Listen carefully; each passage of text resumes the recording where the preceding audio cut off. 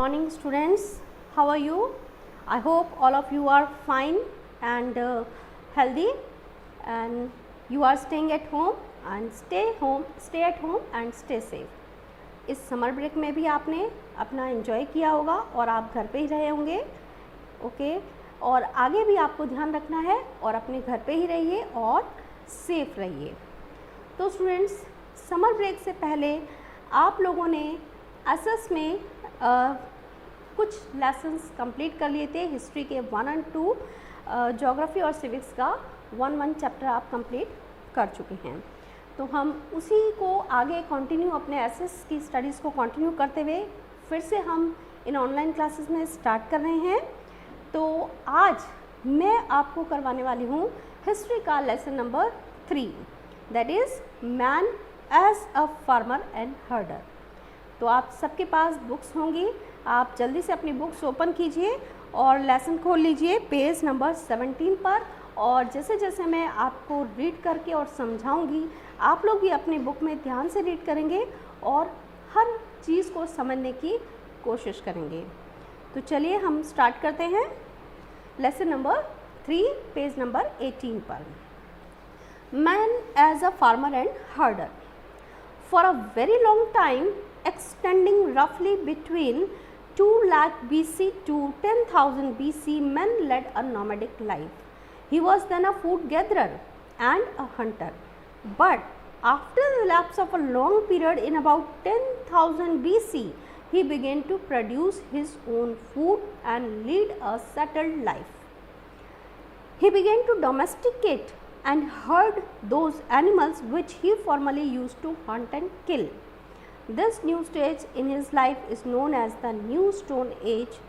Evidences of the New Stone Age have been found in India at several places in South India and Uttar Pradesh. तो student, बहुत समय पहले करीबन 2 lakh BC से लेके 10,000 BC, ये लंबा समय, इस पूरे समय में जो इंसान था वो एक नोमैडिक लाइफ जीता था, यानी बंजारे वाली लाइफ। एक जगह से दूसरी जगह फूड को ढूंढते हुए, फूड की तलाश में घूमता था। He was a food gatherer, यानी फूड इकट्ठा करता था, और हंटर, शिकार करता था, जो उसका खाना था। जानवरों का शिकार करके और पेड़ पौधों का फूड, उनसे फूड इकट्ठा करता था। लेकिन इस लंबे समय में धीरे धीरे ग्रेजुअली 10,000 BC तक आते आते उसने अपना खाना खुद, अनाज पैदा करना सीख लिया। उसने अपना फूड प्रोड्यूस करना सीख लिया और वो अब फूड प्रोड्यूसर बन गया था, और उस अनाज को उगाने के लिए वो एक जगह पे टिक कर रहने भी लग गया था, यानी वो एक सेटल्ड लाइफ जीने लग गया था। इसके साथ ही साथ उसने उन एनिमल्स को, जिनको पहले वो मारता था, जिनका शिकार करता था, अब उनको पालना, डोमेस्टिकेट, और उनको अपने साथ रखना सीख लिया था। ये जो नया चेंज था, ये जो बड़ा एक चेंज था, इस नई समय को जब वो फूड प्रोड्यूसर बन चुका था और हर्डर बन चुका था, इस समय को कहा गया है न्यू स्टोन एज। इस न्यू स्टोन एज के एविडेंसेस हमें साउथ इंडिया में और उत्तर प्रदेश में कई जगहों पर मिलते हैं। Archaeological evidence. Archaeological evidences of Neolithic age, when man became a farmer and a herder, have been found in different parts of India, especially in the northwest and northeastern parts of country.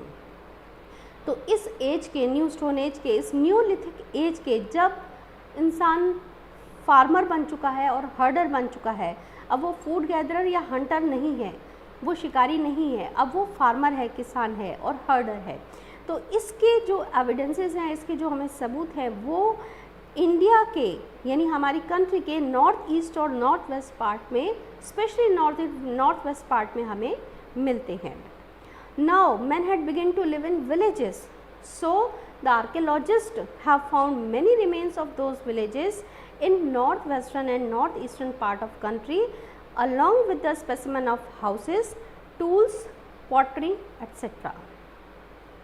तो अब जैसे कि अभी बताया कि वो हर्डर बन चुका था और वो अब गाँवों में रहने लग गया था, तो इन गांवों के कई हमें एविडेंसेस मिले हैं, आर्कियोलॉजिस्ट को कई एविडेंसेस मिले हैं जिसमें उनके घरों के रिमेन्स भी हैं, उनके स्पेसिमेन हैं, उनके कई टूल्स जो वो यूज़ करते थे, पॉटरी यानी जो बर्तन वो लोग यूज़ करते थे, वो सभी चीज़ें इन जगहों पे मिली हैं, स्पेशली इंडिया के नॉर्थ ईस्ट और नॉर्थ वेस्ट पार्ट में।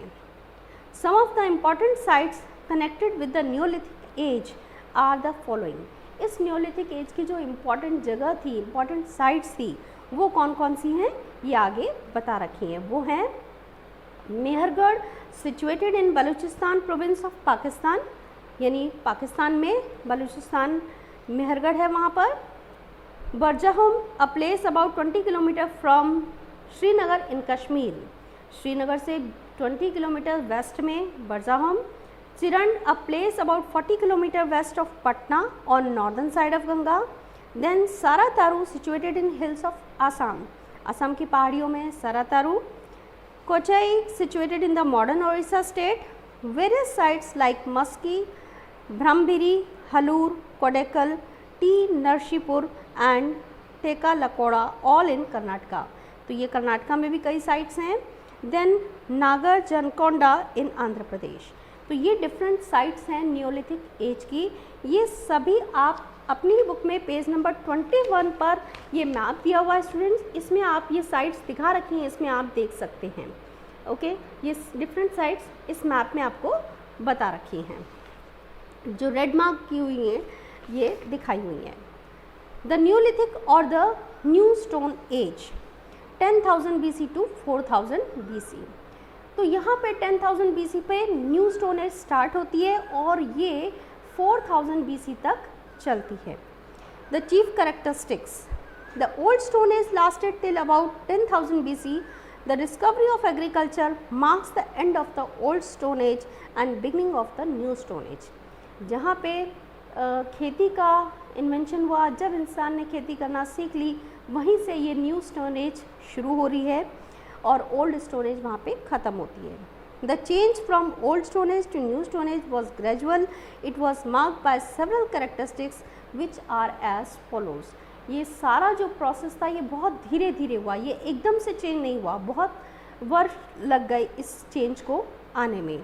और इस चेंज के आते आते जो मेन फीचर्स थे, जो खास बातें थी, वो आगे आपको बताई हुई हैं। Domestication of plants and animal. With the passage of time, man learnt about the domestication of plants and animals which were quite useful to him. This process began roughly 12,000 years ago or about 10,000 BC. He grew those plants which were not prone to disease, had strong stalks capable of bearing the weight of ripe fruit and grain, and could provide him grains for food. He gradually came to know that there were some plants and even animals which were wild in nature and could not serve no useful purpose for him. तो समय के साथ धीरे धीरे इंसान ने ये सीखा कि किस तरीके से उसे एनिमल्स को पालना है, किस तरीके से उसे प्लांट्स लगाने हैं। शुरू में उसने सिर्फ कुछ प्लांट्स लगाए जिससे उसे अनाज मिल सके, लेकिन धीरे धीरे वो और भी कई प्लांट्स लगाने लगा और धीरे धीरे ही उसने इस बात को जाना कि कुछ एनिमल्स और प्लांट्स वाइल्ड नेचर के होते हैं जो उसके लिए ज़्यादा यूज़फुल नहीं हैं। Implication of farming. The man of New Stone Age discovered farming which changed his life. Man now became a food producer instead of a food gatherer and thus began to lead a settled life. He now grew corn, vegetable, fruits near his hut and harvested them. Gradually, he improved upon his tools and plowed the land before sowing seed. Because of farming, he also began to domesticate animals which gave him milk and meat. Not only this, he began to make cloth out of the cotton and jute that he cultivated. अब जब उसने खेती करना सीखा तो उसका क्या प्रभाव हुआ, क्या उसके रिजल्ट्स हुए। फूड खेती करने जब वो लगा तो उसने एक जगह रहना सीख लिया, क्योंकि अपनी खेती को संभालने के लिए वो एक जगह टिक के रहने लगा और उसकी लाइफ सेटल्ड लाइफ बन चुकी थी। वो वहीं पर उसने अपने हाउसेस बना लिए, अपने फार्म्स के नज़दीक में अपने हाउसेस बना लिए और अब कई तरह की वो वेजिटेबल्स, फ्रूट्स ग्रो करने लगा। धीरे धीरे उसने अपने जो खेती के टूल्स थे, प्लोइंग टूल्स थे, उन्हें भी इम्प्रूव किया और बीज डालने से पहले किस तरीके से लैंड को प्लो करना है, जोतना है, वो चीज़ भी उसने सीखी।